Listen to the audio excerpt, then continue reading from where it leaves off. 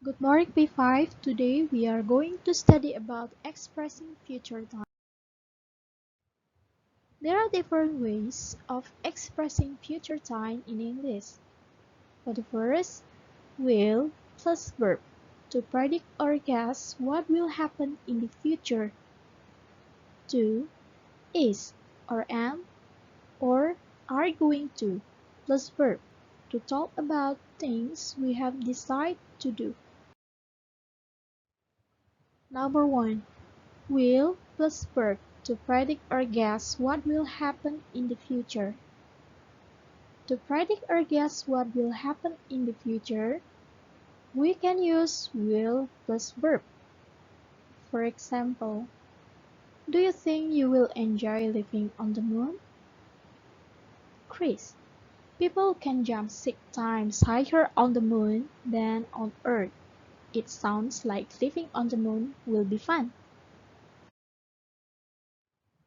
So, in this condition, we can see that from what I have read about it, living on the moon might be fun.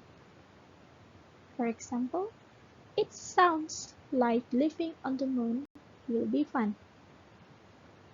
But in the other conditions, my guess is that not everyone will like living on the moon.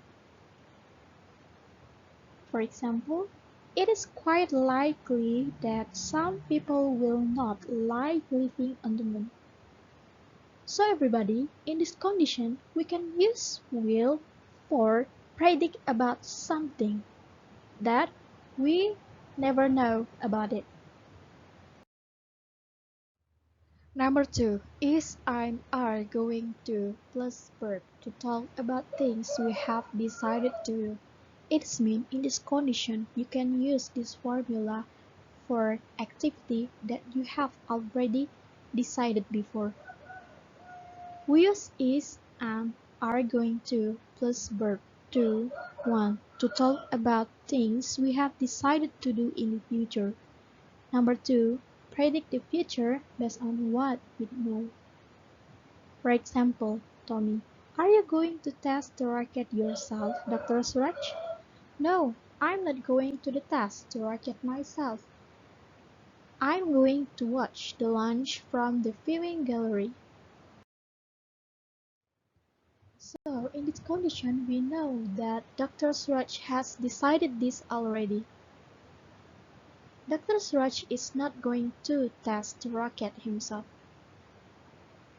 But to other side, he is going to watch the launch from the viewing gallery.